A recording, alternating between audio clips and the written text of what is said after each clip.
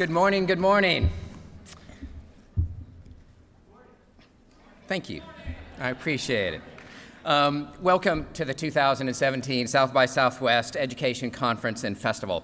I'm Ron Reed, the exec producer and director of the event, and on behalf of South by Southwest, and especially on behalf of a very hardworking and talented South by Southwest EDU team, thank you so very, very much for being here. We really appreciate it. At South by Southwest EDU, it's been our pleasure these past 7 years to host the community's conversation about teaching and learning. It's a privilege we don't take lightly, nor do we do it alone.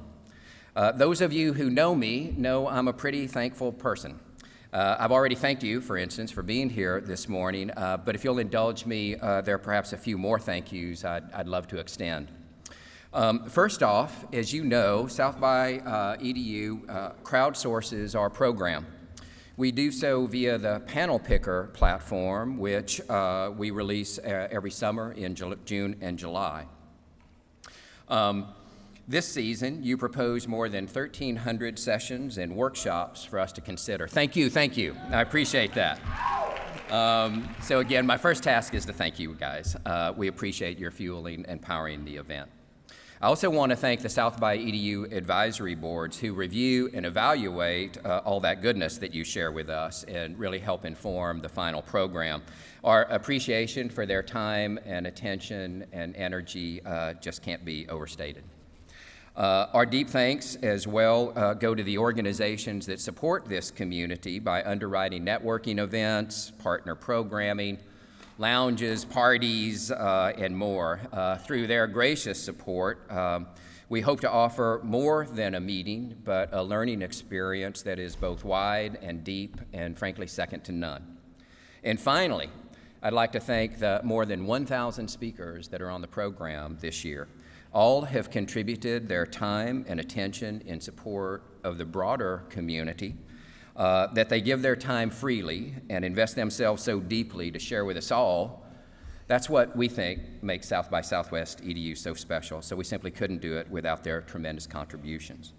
So please then join me in giving a round of applause to the speakers and advisory board members, our many sponsors, and each of you for being part of the South by EDU community of ed innovators. We really appreciate it.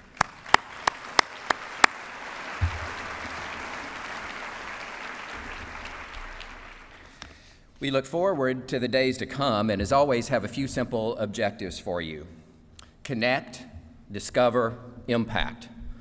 We encourage you to learn a lot, to expand your personal network, and to have a ton of fun while you're doing it. Yes!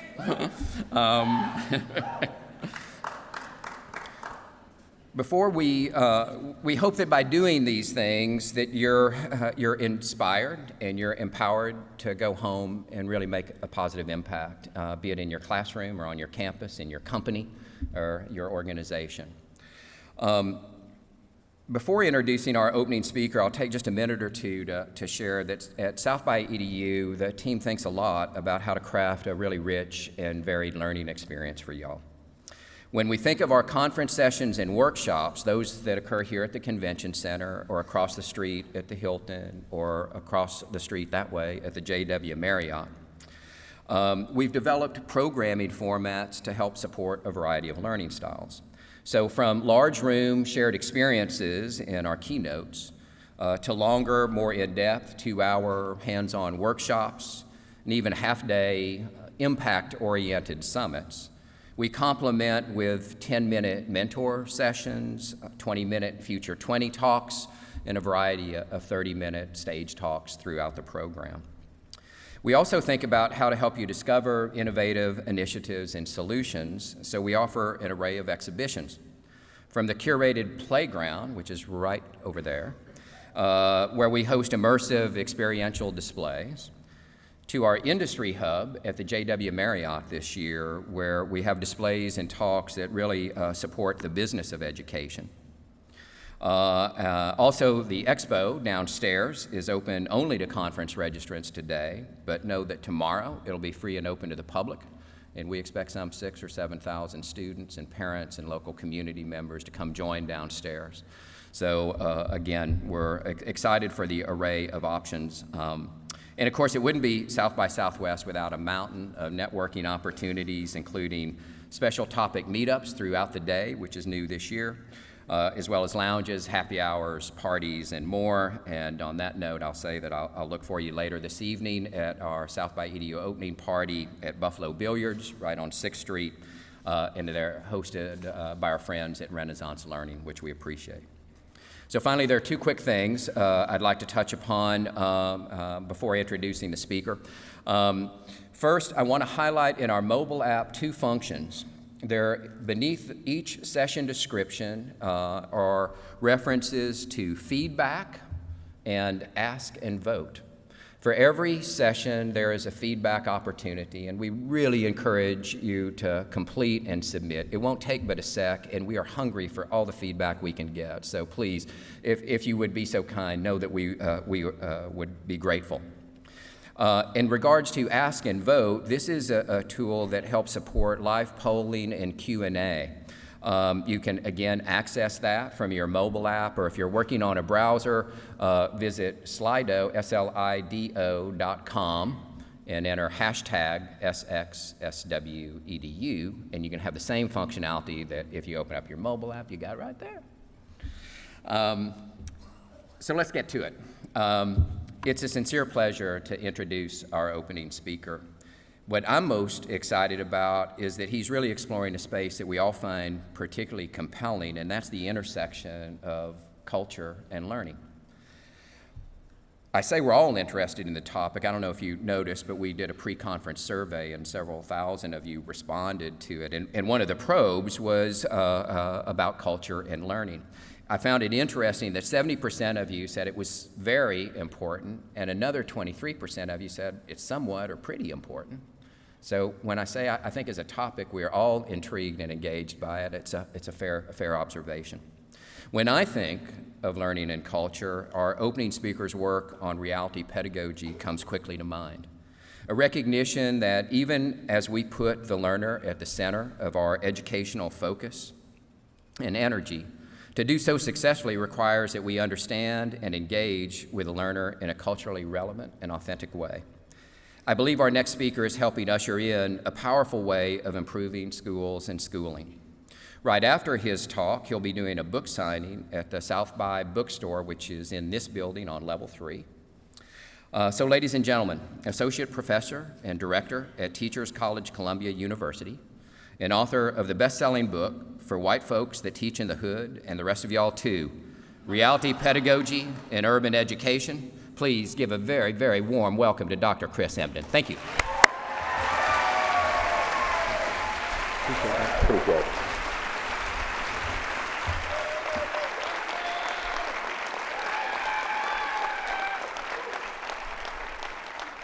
Good morning, everybody. Good morning. Y'all energy is not lit enough. I'll explain what that means later. Good morning, everybody. So, you guys should know that we have the responsibility of really sort of like determining what kind of energy the rest of this conference is going to have. And so we have to ensure that we bring a certain type of fervor and passion and power to what we bring forth for the rest of this time here. So I'll try that one more time. Invoke my Pentecostal pedagogy and black preacher and say one more time, good morning, everybody. Now that's what I'm talking about. All right, so I don't have much time. I got a lot of things to share.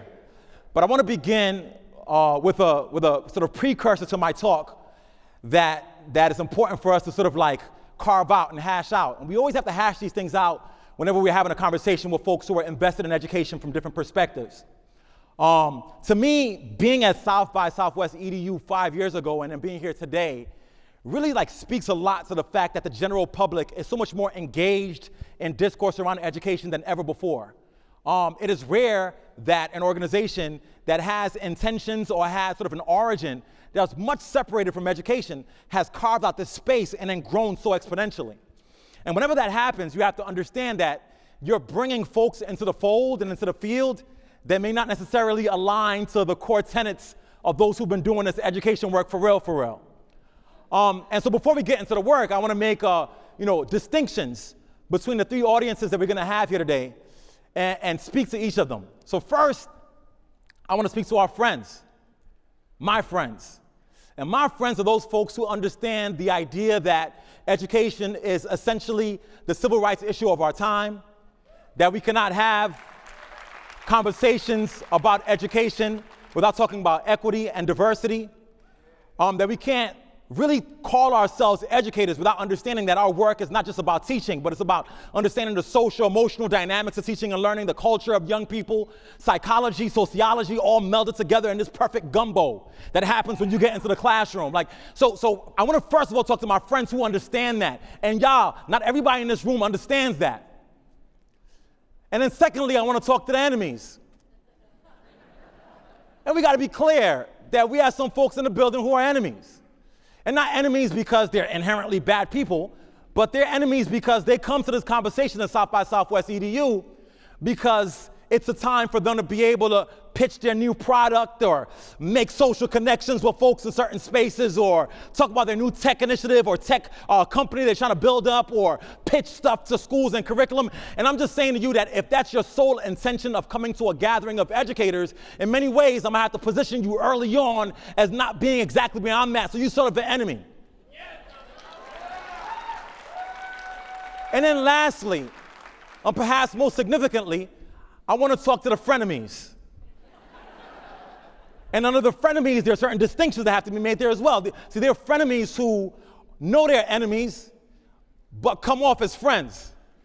And these are the folks who understand all the language. They will cite you some Dewey, cite you some Vygotsky, might throw in a little Piaget for measure shit. They might just bring in a little Paulo Freire, and you're like, ooh, they really about that life. And these folks, when they come through with that kind of representation, you're like, yes, I'm with you, but they have ulterior motives. They're really more the enemies, but understand the discourse of the friends, so they position themselves as frenemies. So we got to watch out for them cats, but they're here. And then there's the other layer of the frenemies, and these are the folks I want to talk to in particular today, right? Which are the folks who actually come to this work with amazing intentions, who really believe in what we said the friends believe in. But by virtue of being a part of systems and institutions and structures that do not value certain populations, they end up being enemies despite the fact that their intentions are good. And today what I want to talk about is how do we engage in a conversion of the frenemies to join the friends, to disperse the enemies from amongst our fold, and reimagine new possibilities for education. And now I can get into my talk. So the title of the talk is, We Got It From Here, Thank You for Your Service.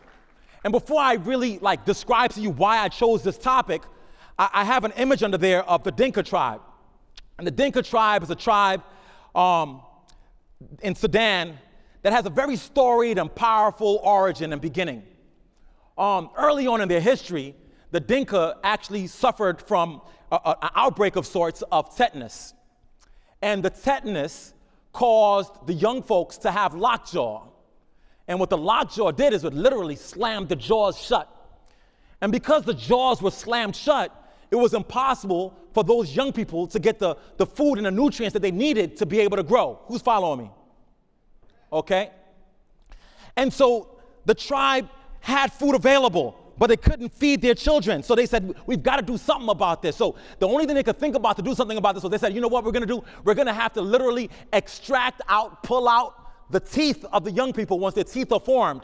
And they would invoke this violence on the young people, ripping out the teeth. But they ripped out the teeth because if they could rip out the teeth from the young people, then you can parse open their lips just a little bit and give them the food that they needed, and they can ingest the food and then be able to survive this outbreak. You guys are following me? So it was necessary for them to be able to do this violent practice on the young people for the sake of ensuring that they got the food that they needed, the nutrients that they needed. And this goes on for generation after generation. And the young folks then learn how to eat, and they can soak in the nutrients that they need. And after a while, what happens is they become strong enough and they overcome the lockjaw. And no longer was a condition that affected their ability to be able to ingest food. However, because it had become ritualized practice to extract out the teeth of the young people from when they were young, even though there was no longer a need to do it because they can open their mouths willingly and take in the food, it had become practice to rip out the teeth. So the folks in certain tribes within the Dinka would continue to rip out the teeth of the young people, not because it was essential, but because it had become tradition. In contemporary education, we follow that exact same model. When we think about the young folks among us who are most marginalized, who have not been able to really sort of partake in this wealth of knowledge that we have around us today, historically, what happened is that we had to rip out their teeth in order for them to learn. The ripping out of the teeth, to me, is the extraction of culture. The extraction of culture has been a necessary component of teaching in America for the sake of allowing young folks to be able to have some food, some knowledge. Y'all with me? And so this goes on for quite a while, and the teeth are getting ripped out, and the equivalent of the teeth getting ripped out. You know Brown versus Board of Ed, the forced moving of a young girl into an all-white school. Why do you think the parents sent the kid to that school knowing she's going to get spit on and cursed at? Because they knew that that child needed the food of the education she could receive in the other school. I'm weaving this narrative. Y'all got to stay with me now. All right? So this goes on for a while, and now we are in 2017, and in 2017, information is readily available to young folks who've been marginalized in school. They can go on Google and soak in the information. They can open up their windows, open up their eyes, and just see the world around them and learn. At the time, it was necessary for their culture to be extracted from them, for them to be able to have access to the schools who could give them the appropriate information. And today, the information is all around them, but we are still extracting out their culture in schools. We are still doing the violence that Dinka did on the young folks to get food on young people for getting knowledge in classrooms and schools. We are all collectively complicit in the process of devaluing the natural knowledges of certain young people from certain segments of our population. And that should rattle you. That should shake you. And if it doesn't, I'm worried about you. And that should lead you to the title of this talk, which is, We Got It From Here, Thank You for Your Service. Now, does anybody know A Tribe Called Quest? Rest in peace, Five Dog, Q-Tip, Jerobi. Well, a couple months ago, Tribe Called Quest released an album called We Got It From Here, Thanks for Your Service. And on that album, they tell these amazing narratives of life in urban spaces. It talks about loss, it talks about love, it talks about politics, it talks about so many amazing topics. But the title of the album was always really, really hard for interviewers to have a conversation with the artist about, because the person who had titled the album, who was Five Dog, had passed away before the album got released. So folks would interview Q-Tip and say, well, why did you guys name the album We've Got It From Here, Thanks for Your Service? And he'd say, well, I don't know. Fife made it up. Right? And as I listened to the album, and I let that album sort of pour over me, and as I listened to the themes in the album, and I thought about Five Dog and his life and his history, it started to make sense. I started sort of invoking the spirit of Five Dog to say, why would he want to name this We've Got It From Here, Thanks for Your Service? And the reason why he named it that is because there has to be a certain frustration before you get to the point where he says, no, we got it from here, thanks for your service. See, that line, like, nah, we got it, thanks for your service, is essentially saying to some people, you're fired. It's saying, you've done a lot for us up until this point, and now we realize that what you think you know how to do is not good enough for us. And I think in education, where we are right now, what I want us to proclaim as we go forth for the rest of this conference is to say to folks who are enemies that we got it from here, thanks for your service. You are no longer needed. Y'all ain't with me, but you're going to get with me. That your ideas, your antiquated ideas about education that involves young folks in urban spaces having to silence themselves in their voices is no longer going to work. We've got it from here, thanks for your service. What Five Dog was saying was that I'm claiming ownership back over my culture. And Five Dog said that because of the ways that corporate interests had taken over hip-hop. He'd seen this glorious thing he was part of in the 90s get abused and deconstructed and then reconstructed in a way that was no connection to what it initially was. He had become what Martin Luther King had called maladjusted. He'd become maladjusted to the norms in hip-hop that made him say, we've got it from here, thanks for your service. And my argument for you today, if you're friends, is to become maladjusted, and if you're a friend of me, is to understand that you got to get maladjusted too. The nature and structure of contemporary education has forced folks to be so adjusted to norms that do violence on young people that we got to move somewhere else. If I go to a young person who's in a hip-hop cipher, who's rapping and showcasing energy and talking with sort of mutual entrainment with their peers and using metaphor and analogy and making cultural references in their rap, and they're absolutely brilliant when I see them on the street corner, and I see them in a classroom and they're falling asleep and can't wait to get out of there, something's wrong with the schooling system. And sometimes we got to say to those folks, we're done with you. We got it from here. Thanks for your service. See, when folks get maladjusted, let me describe what that means. A maladjustment is a process where Oh, you just caught it? You just getting it? A maladjustment is a process where you go into a place and you start asking questions about why am I doing what I am doing if I know it doesn't make sense? Why are we sitting in the keynote at South by Southwest and I'm here bringing y'all this truth and folks are still policing their reactions because they're looking at somebody next to them and saying, well, I don't know if I should clap now or yell now. Am I in church or at a conference? Look, let me tell you, you have both for the record, but let me tell you something. That what's going on there, that process where you're feeling uncomfortable about my approach to describing this information to you and you're looking around not knowing what to do, what that is your body being maladjusted. And the question is this, you have to get to the point where you get maladjusted to the norms of social spaces where we talk about education, to the point where you're so frustrated, you're saying to the folks who are in charge, I'm over it. For you, we've got it from here, thanks for your service. And this is why I titled my book For White Folks Who Teach in the Hood and the rest of y'all too. It's saying, and let's be fair and be honest and be frank, you got white folks in urban spaces. And I'm an urban dude, so I'm gonna talk urban if you invite me. Right? But there are white folks in urban spaces who are not evil people, but by virtue of not understanding the beauty and the complexity of urban spaces, end up doing violence on young people because they think they're doing good work, but they're extracting out the culture of those young people. Right? We got folks who are in charge of the field of education who say that they're good people. We got devious DeVos and her dangerous demagoguery in charge of education right now. But listen to me, what's important is this, she a friend of me. Because her construction of her identity around education is that she's a good person who's doing what is right to do for those young folks who are downtrodden. You understand that? That's a person who has friend ideology but enemy execution. And when you got frenemies, you got to be able to tell them, I am maladjusted to the fact that you are constructing a discourse around what we're doing, and I'm so maladjusted that you're fired. We got it from here. Thanks for your service. Right? And the implications of not being bold enough to say I am going to be maladjusted to the structure of this space is that you're invoking trauma on a young person. Let's go back to the Dinka for a minute. Could you imagine a young person who has the ability to open their mouth and partake in the food that's before them, who is now forced to be part of a ceremony to extract out their teeth? Could you imagine the terror in that? Could you imagine the trauma in that?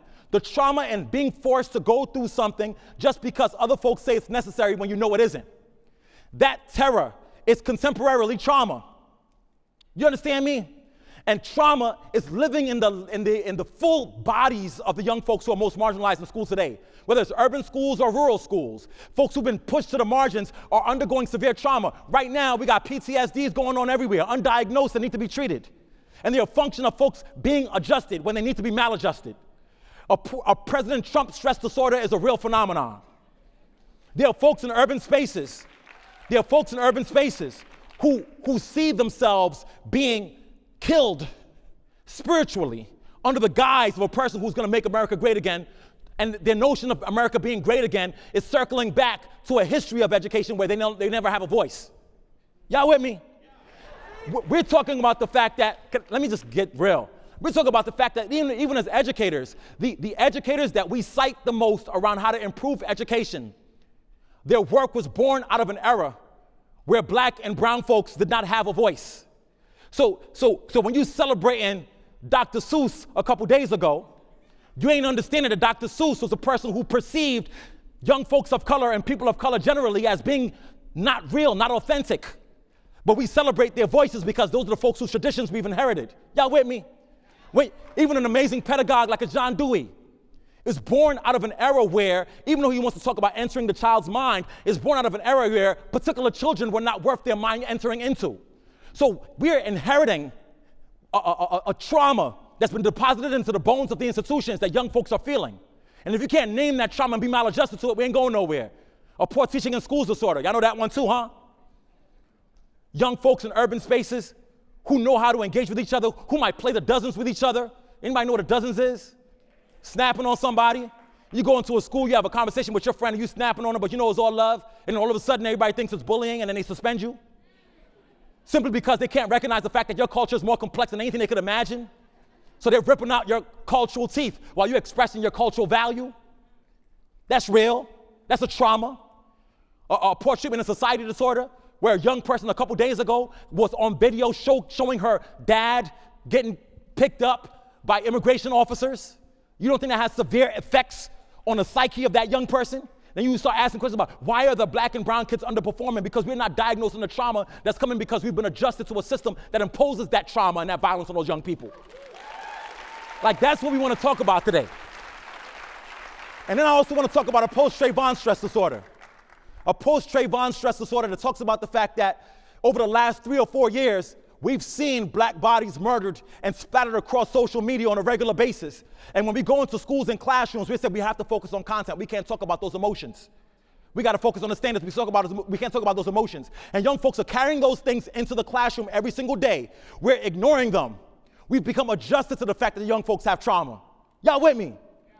And keep doing the same old thing, and it has direct implications on their teaching and learning. So we got to get maladjusted enough to be able to help young folks to be able to heal from the traumas imposed by those of us that's in this room. So where do we go from here? MLK asked this question, and I'm going to humbly try to offer some solutions. And I'm going to offer some solutions through Tribe Called Quest's album, We Got It From Here, Thanks for Your Service. Is that all right? Again, I'm using Tribe as my theoretical framework, right? Because no existent framework provides me with enough tools to be able to make full sense of the complexities of urbanness and black and brownness. Y'all with me? So boom. So there's a song on an album called Space Program. On a Space Program, here are a few of the lyrics. They planning for our future, none of us been involved. Then it says, rather see we in a 3x3 structure with many bars, leave us where we are so they can play amongst the stars. That right there is the perception of education by the young folks who've been marginalized in schools. Do I need to deconstruct that for you? I do. Let me do it. Schooling has been framed essentially like a contemporary space program. The most ideal schools are these schools where everything is perfect and high tech. We might have more tech folks in the room than we have educators in the room today. The more you could throw technology at the phenomena, the perception is that the better it is. And a lot of folks hide under the umbrella of tech without focusing on the core of pedagogy. Let me tell y'all something. You can be in a classroom amongst young folks who have been disenfranchised from teaching and learning. And you may think that you're going to be an equitable educator by providing them with the same resources that a more affluent school has. But if you use those resources in a school where you have not attacked solely the core of the fact that they've been maladjusted to trauma, it's not going to work. And let me tell you what folks do in 2017. When you go into a place and you try to tech away the problem, and the problem doesn't get solved, you start blaming the young people for why they couldn't come out of it with your tech tool.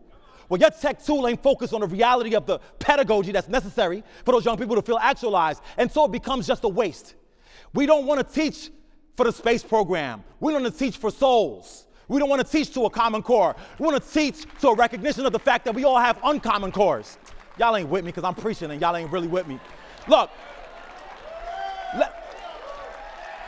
we also have to fully understand the fact that when we're talking about contemporary education, the only way that we can construct new spaces to really be responsive to the ways of knowing and being of young people is to do this miraculous major thing that doesn't cost $1 million, which is engage in conversations with young people.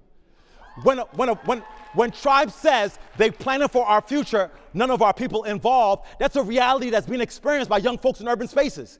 That everybody's making decisions about what we need without engaging us in a conversation about it. And you cannot help somebody, because help is not a new thing. You can't gift somebody something. You could give somebody something and they don't want it. It might have value to you, it has no value to them. And so in my book I write about cogenerative dialogues, I make the argument that unless we have a concerted effort to engage in critical conversations with wide swaths of the populations who we believe are underperforming, we will not get any solutions. And that's gonna require us to get rid of the hubris that comes with degrees and certifications. And shoot, let me tell you something. Don't even worry about your degrees and certifications anymore. The person in charge of education in this country ain't got the degrees you got. Why are you so concerned?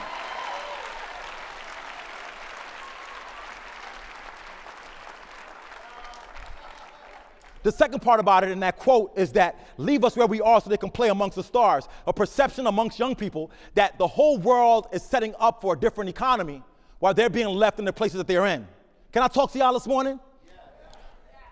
This idea of preparing folks to move amongst the stars is a reality in a contemporary STEM-focused era where everybody want to be so STEM, nobody's doing science, technology, engineering, or mathematics. The phrase has taken on such a meaning that's so different from what its intentions are, that is completely separated from the idea that you want folks to engage in STEM so they could be part of the STEM economy. So you got folks who have coding academies popping up. I throw a quarter, I might hit somebody in this room that has a coding academy that's there starting up. And this is not anti-coding academy, it's anti the perverse notion that I can go into a community, frame the charity I am giving them as opening up new possibilities for them, when in reality, I still have the low expectations of them, and I'm teaching them how to press a button and watch something jump. I can name it a coding academy, when in reality, you're not treating me or teaching me to engage fully in STEM or the world of computer science. You're teaching and treating me as though I'm part of the lowest totem pole in that new economy. Look, you could, y'all ain't feeling me. You could coding academy your way into creating a new populace that's a worker in the STEM workforce. And how is that any different than creating somebody who's just a worker in the existent workforce? Don't lull me to sleep with the ideas of your charity if your intentions are not to be able to provide me with equity. So the way that we address that is by engaging in a process, not just a dialogue, but the teaching. Are we as educators going to be humble enough to create spaces to allow young people to teach us what we need to do? It's not an arbitrary phenomenon. Because y'all can say, yeah, we're going to make them teach us, but then you get to that classroom and you tell them to shut up. It doesn't work that way. I'm talking about institutions creating spaces to allow young folks to be able to take the helm of the instruction within the institution, to inform the teacher about the nuances of their culture, to be able to tell the teacher, stop ripping out my teeth and just let me be. And unless you're creating those spaces in schools, it's not about black and brown youth as well. It's also about youth that we've diagnosed and labeled as not being able to achieve in schools. You're talking about young people that we call disabled, who have much ability, right? It's about young folks in Appalachia that we say they're so poor they can't read. Song We the People.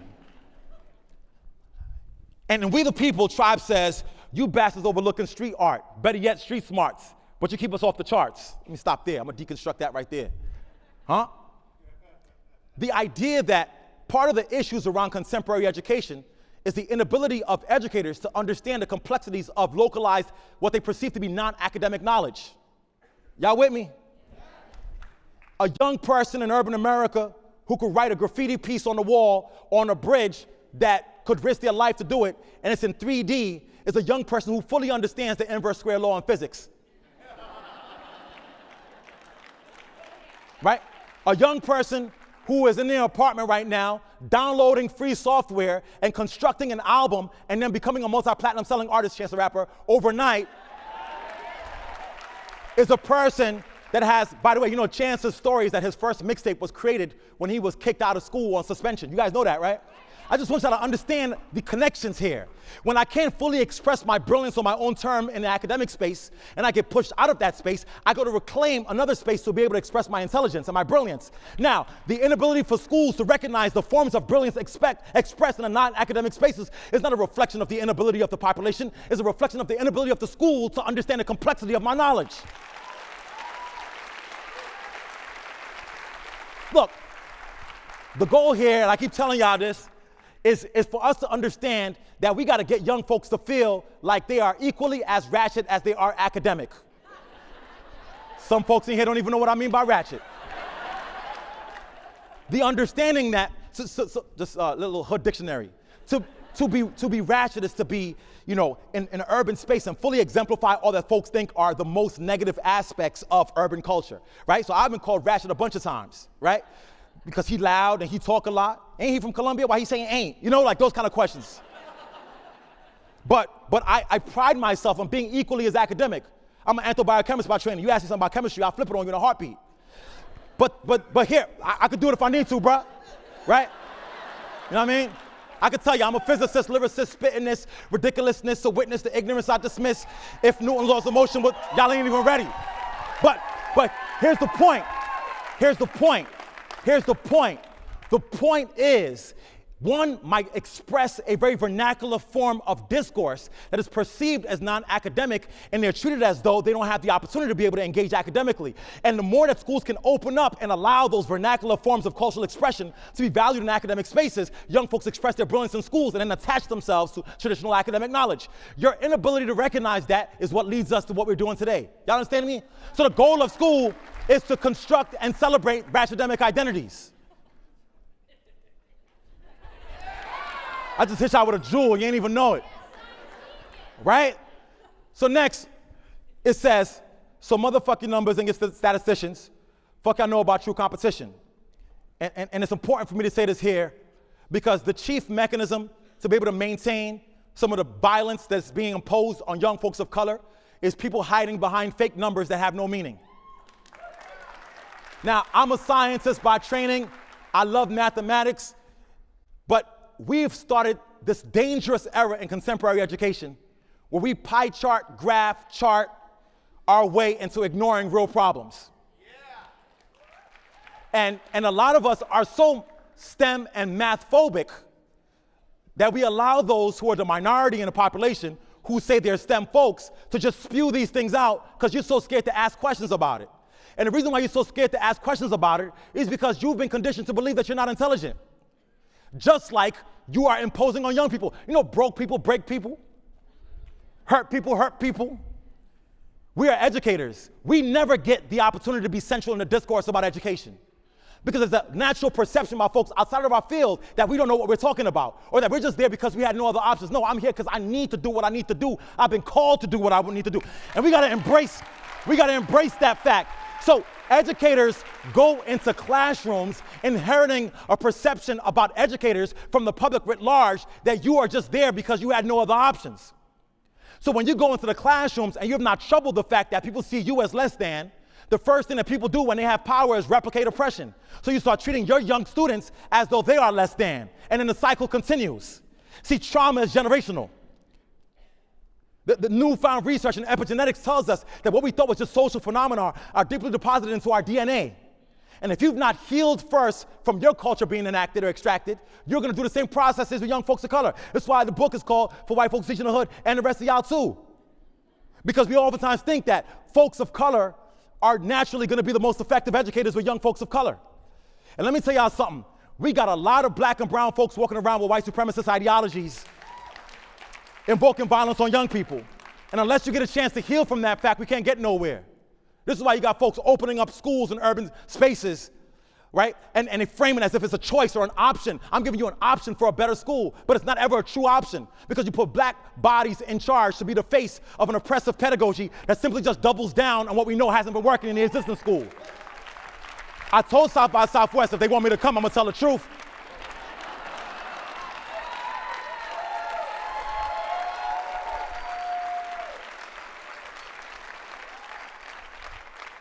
It's a track called Killing Season. And on Killing Season, Talib Kweli says, it's war and we fighting for inches and millimeters. They try to stall the progress by killing off all the leaders. And the last line says, if we don't give the martyrs no more, they can't defeat us. And the goal here is this idea of cosmopolitanism. In education, we've been so enamored by the one charismatic leader that will guide us all towards the promised land, how to improve education. And once that happens, folks get easily swayed to do the work of the people initially and then stop doing so. But the thing is, we gotta understand that if you identify this person who's gonna be the hero and the leader, they'll get martyred and then everybody else loses. Listen, Chris Emdin don't wanna be nobody's hero.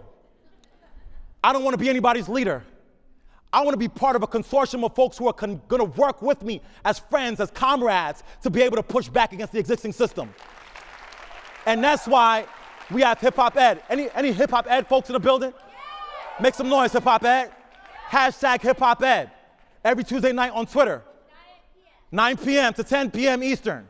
Where we have a critical mass of educators who believe in the power and potential of youth culture, that is hip hop culture, and find ways to be able to connect that to education, where there's no leader of that consortium. There's a critical mass of folks who are saying, we're not gonna rip out the culture of young people anymore. And unless we start creating consortiums and groups and collaboratives and connections with folks who are frenemies that we convert to become friends. Am I converting some of y'all today? I hope so. If we can't do that conversion work to make folks be able to get the stuff done, they're going to keep killing the leaders and make them martyrs. And then we'll all collectively lose. Move on. Ego. This track called Ego, it's a fascinating joint, man. It says, came up with an idea and no one seems to get it. Then every time you mention it, they stay like you're two-headed. But one day in your cubicle, your idea really comes to view. Your boss is waking by. He says it too, and he takes it from you. Y'all read that? This is fire.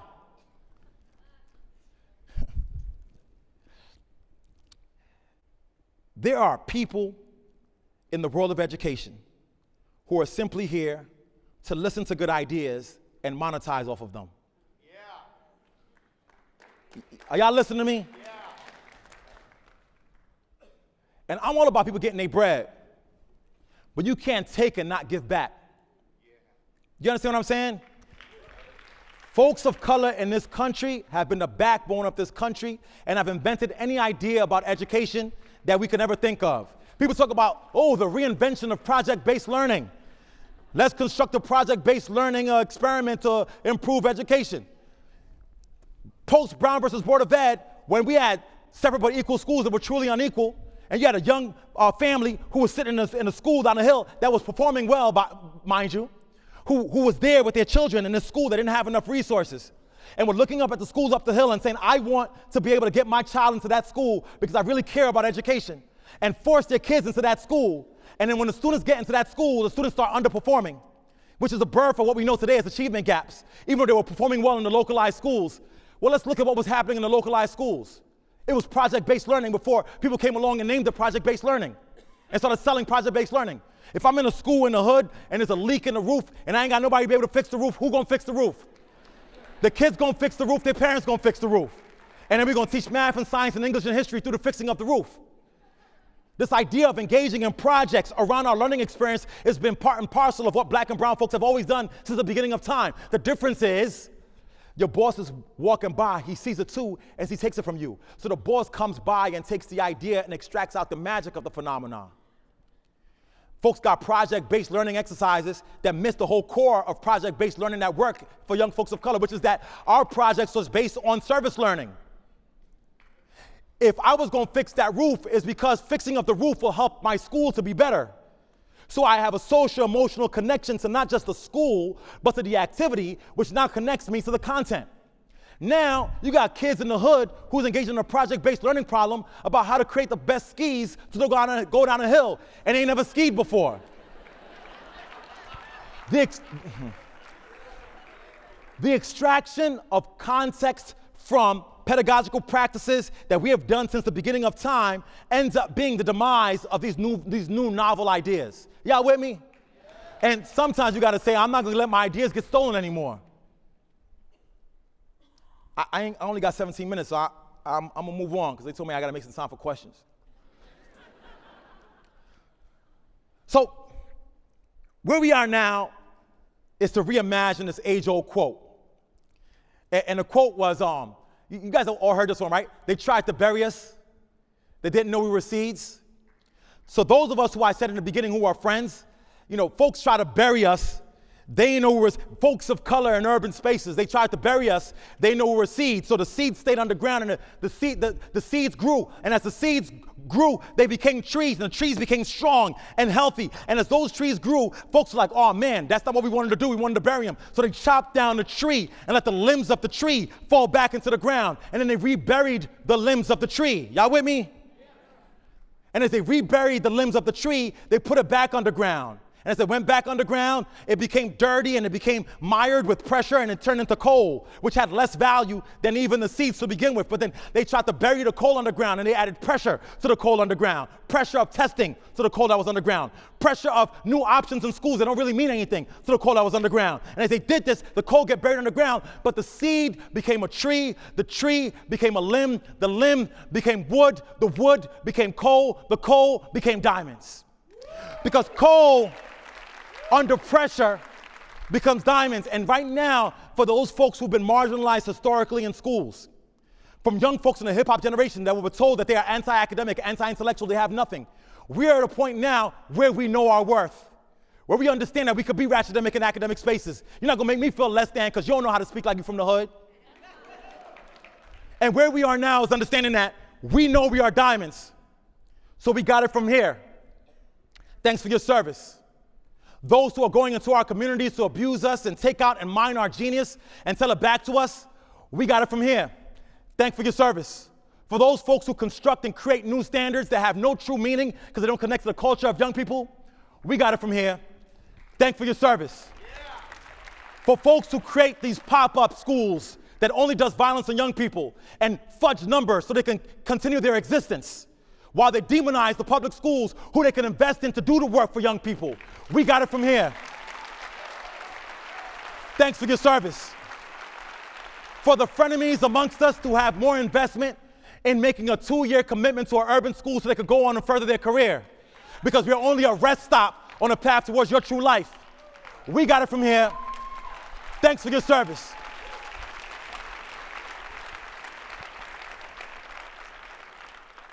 No more will you allow our brilliance to feel insignificant. We got it from here. Thanks for your service.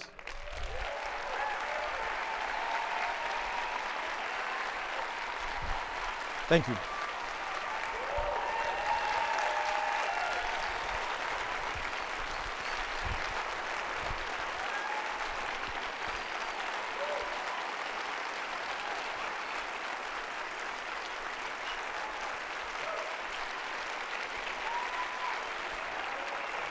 I appreciate y'all. Thank you so much.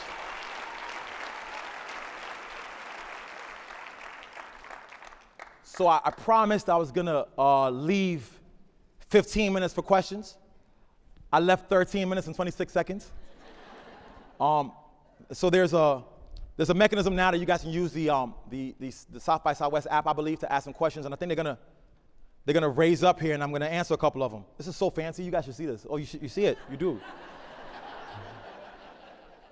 So the question was, where do you suggest we can find the right people who don't extract culture from our kids? And this is fascinating to me that this question rose up. Well, you find those folks who don't extract culture within the community. I recently did a essay for PBS called Why Are There So Few Black Male Teachers? And I was so shocked that folks were so concerned about why there are not that many black male teachers and nobody goes into the communities where black males are to train them to be teachers. It's like, yo. So how do you find folks that can teach and be educators? You invest in the community and train folks to value teaching. You invest in the community and don't create a narrative that says, when you make your way out the hood, what are you going to do? Because that's a narrative across the spectrum. You go to a basketball player. I signed my first contract. The first thing I want to do is make my way out the hood. You go to an educator who gets a good degree. I just want to make sure I move my family out the projects and make my way out the hood. Well, if everybody's making their way out the hood, who's going back to the hood to make it better? Who's going out there to improve it? Who's investing in the community? So if you want to know who is going to go back and affect things, it's going to be folks understanding that you have to marry yourself back to the community that you've been taught to demonize and reinvesting in them. And that's the path forward. Somebody asked, I don't like responding to anonymous questions, you know what I mean? But I'm going to do it anyway. Chris, how do we reach the enemies and frenemies? I think sometimes you got to do two things. One, that's what I try to do today. I just try to convert folks. When I talk about this idea of Pentecostal pedagogy, it's a real thing. There's a chapter on it in the book. Sometimes you got to be able to strike at the heart and the soul and the spirit of folks. Some folks are doing work that they know is not right to do, but in the interest of money and the interest of survival will follow suit. And sometimes you got to remind people of why it is they got into this work to begin with. And it's okay for us to be able to tell those true stories about our core identities that got us to this work. Then also, you got to also at some point shame people. Y'all understand what I mean by that? Look, if folks who do good work are silent, then folks who don't do good work will just feel free like they could do whatever they want. If folks who do good work are saying, this is what I'm doing, this is how it's working, and I'm going to champion that, and I'm not going to be quiet about it, I'm going to be loud about it, I'm going to be unapologetic about it because it's all about the kids first. When you do that work and you bring that passion to it, folks who are not really about that life get ashamed. You ever heard somebody say, tell the truth and let the devil be ashamed? Sometimes you got to tell the truth and let folks be scared. And so sometimes that honesty about our work is the easiest way forward. Friend of me here used to work at No Excuses School. When parents tell me they love the school because it's hard and preps their kid for college, what do I say? Listen, this is the hard one. And this is the part that's the most heartbreaking for me, is that folks will demonize an existing school that has problems, construct an alternative that has more problems, and make it look real good. And folks are so thirsty for growth that if they see a uniform and a clean building, they're running towards it. And sometimes it's important for us to be able to have critical conversations with parents about the fact that they've been programmed to believe that something other than who they are is valuable. When I say trauma, y'all don't understand what I mean by trauma. Do you know there are young folks who send their kids to a school every day and are scared to go into that school because of the trauma they experienced within that school? So sometimes if you want to get parents to become, you got to have a critical meeting with parents to talk about who hurt you. When did you get disconnected from school? What made you think this is the only alternative? What makes you think that going to a school that's preparing your child for a job that only existed in 1950 is the best alternative for that child? The parents are reacting the way they do because they have no idea of what real options are. So when somebody says you have a choice, they're so excited because I've never been given a choice. You're giving me a choice, and they don't know they're going from the frying pan into the fire. So we have to have critical conversations with them about the reality of these experiences. You understand what I'm saying? So the path towards getting parents to understand the truth is showing them what the real world look like. Say, hey, parent, you want your child to be a part of the new economy? Well, I went to the Google offices the other day. Yeah, they rocking shorts. They listening to music. They walking around freely. And they are transforming and changing the landscape of technology. But you want to send your kid to a school that makes them be so buttoned up and makes them just sit in there, roll attentively? Well, guess what you're doing? You're not preparing them to go and to be successful in the real world because they have no idea what the real world is. We got to stand in the gap. We got to stand in the gap and introduce them to what the real world is and what it looks like. People ask me all the time, Chris, why is it that you're so ratchetdemic? I get asked that all the time. And I say to folks, it's not because I could not adopt the knowledge and the language and the discourse of power. I got enough degrees that taught me how to do that. I could stand behind a podium the whole entire time, put my hands in my pocket, and give you a bunch of citations. That's easy. The hard part is being yourself. And there's some of us in this room right now who have learned not to be ourselves. Can I talk to y'all for a minute? There are people in this room right now who understand the language and the discourse of young folks. They listen to hip-hop music and blast it every single time that they're walking around to the school and then shut it off a block away from the building because they want folks to think that they ratchet. Right? There are folks who are policing their own self-expressions on a regular basis. And the thing is this, there's such psychological damage that you're doing on yourself by not being yourself. So you're doing damage to you, number one. But then when you go to the school and you're modeling that to young people, you're transferring that violence on them. It is possible, extremely possible, to listen to hip-hop music and have a PhD. Tell young people that. It's completely possible to be able to speak loud and have voice intonations that may not be appropriate in certain academic spaces, and to be able to be the person who's the smartest person in the room. The minute that we start teaching young people that you have to choose to either not be yourself or be something other than you is when we get to our collective demise. And right now, we got it from here. Thanks for your service. We could be us. We okay with that. Someone asked, how can we begin the conversation in a primarily white teaching community so that those humble, valued spaces can be adopted? Look, when people ask me, my OG, Gloria Ladson Billings, anybody know who Gloria Ladson Billings is? That's my academic mama. I love her so much. And she oftentimes gets this question. They say, well, because she's now focused on hip-hop and hip-hop culture and hip-hop education work. See, it's so funny. A lot of y'all are really about that culturally relevant pedagogy life once it got adopted into what was going on in your graduate education program.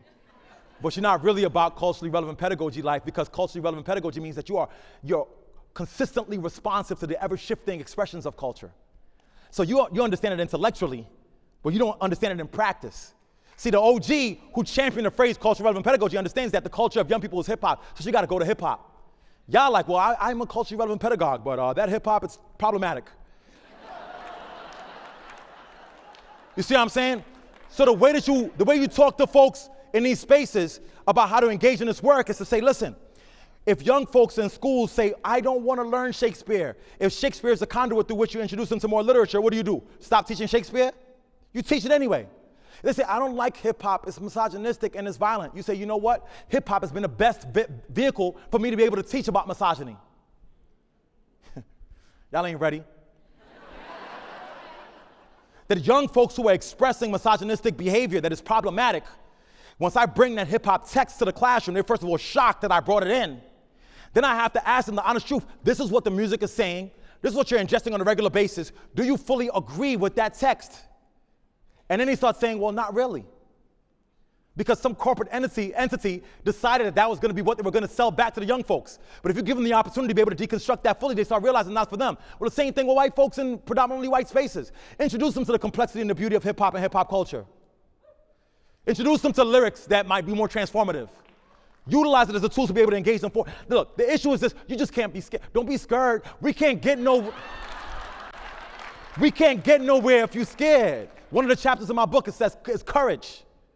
Sometimes you guys get to the point where we have courage about what we know is right to do. You think it's appropriate and normal for me to come in here and give this talk to you this way, the way I gave it? Am I not going to feel some repercussions? You better believe I will. When I wrote for White Folks Teaching the Hood and the rest of y'all too, I got email from folks telling me I was racist. I got this email from this lady once. It was 8 plus pages, not 18, 8 pages. I printed out the email. It was literally 8 pages.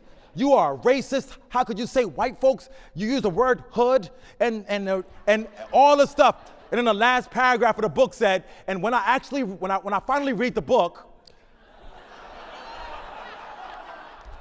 because you say white folks and folks say racist, and sometimes you got to have the courage for us to have these conversations openly. I'm like, yo, white folks, go home and look in the mirror.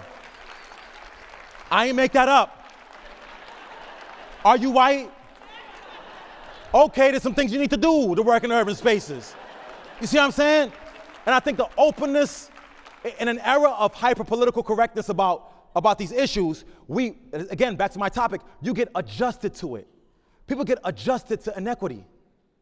They get adjusted to violence. When we talk about domestic violence, one of the biggest issues around domestic violence is that the person who's the abusee starts making justifications for the abuse and then starts normalizing themselves to the abuse and they find reasons why they're being abused. They find fault in themselves for why they're being abused.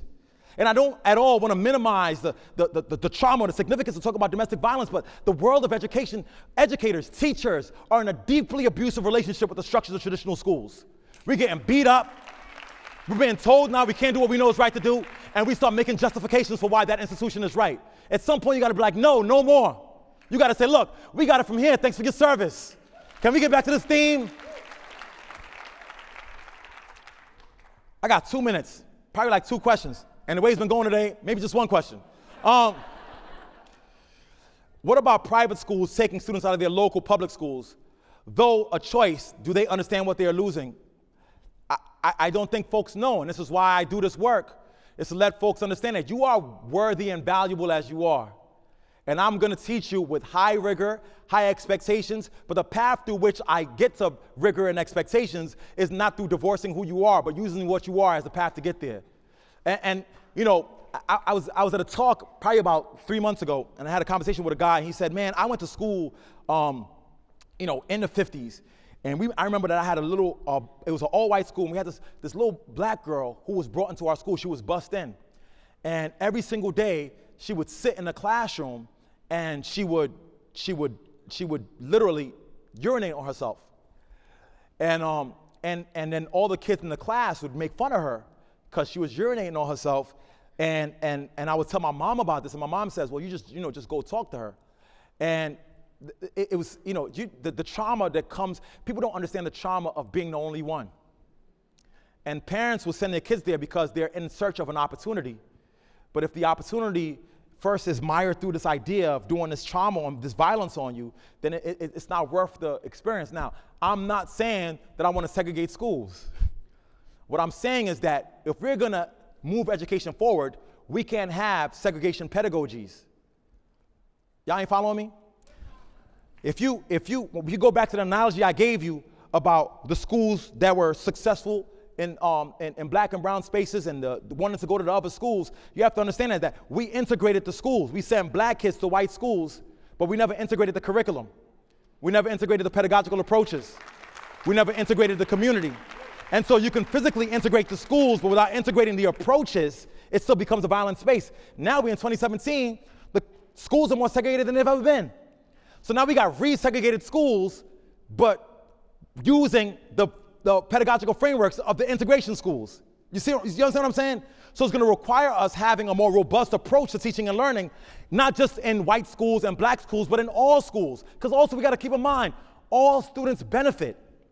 You know, at the end of the day, all youth benefit to being exposed to a more diverse and robust approach to teaching and learning. All youth benefit from not having a singular assessment, right? All youth benefit from that complexity. Sometimes we associate complexity with chaos because we view it as chaotic because it's not like what we know. But it's not really chaos, it's just complexity, and you need to learn to appreciate the complexity. So look, in 44 seconds, I can't answer another question, but you could tweet them to me. I'm gonna be on Twitter all night long. You tweet them to me at Chris Emdin, hashtag #HipHopEd or hashtag whatever it is. But if you tweet me, I'll respond to every single question. I hope you guys have an amazing conference. Please don't take this talk as entertainment. Please take this talk as something in the back of your minds. On a lens through which you look at all the sessions that you attend for the rest of this conference, and a lens through which you look at all the work that you do after you leave this conference in education. Because you know we got it from here. Thanks for your service.